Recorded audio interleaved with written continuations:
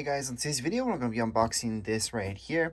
Now, just before I start, I do want to mention that I've always had Western Digital plus Seagate as well.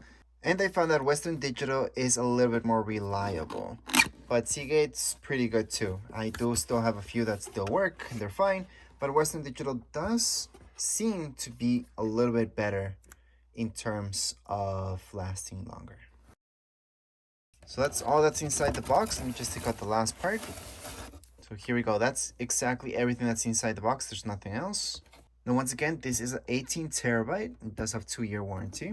There really isn't that much information around this, but here's the back of the box and the other side. Now, you do get a manual with this. However, I have several manuals of how to install this the proper way. So make sure to check out my video about that. You can just throw this away. And at this point in time, you're looking at everything that you get with the external hard drive. Now with this particular external hard drive, you get this type of cable. So it is different. Let me just do a close-up.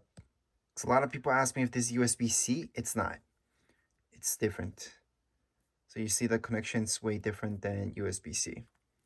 Anyways, it's not that long, but it's long enough. Let's just put it on the side for now. And this is the charger that you get with it.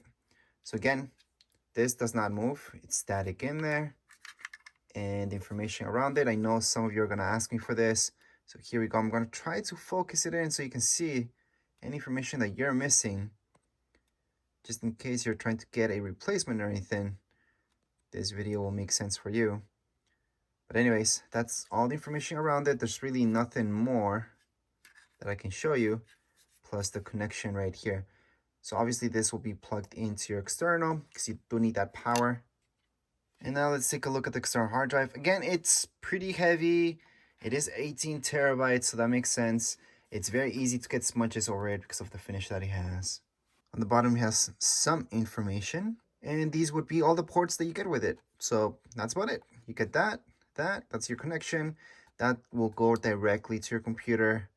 And that's it. There's really no more ports. As you guys can see, this is all ventilation. On the top, it's all ventilation as well. And on the front, you guys can see the light. We're going to see that turning on. It's easystore, same thing. And you will notice that it has this on the bottom. That's because this is meant to be placed standing up. However, the way that I use these is always on their sides. And I really haven't seen a problem with that because they have their ventilation all the way around. They don't have it on the top or bottom. So that's why you could place it like so. But design-wise, it is meant to be placed like this.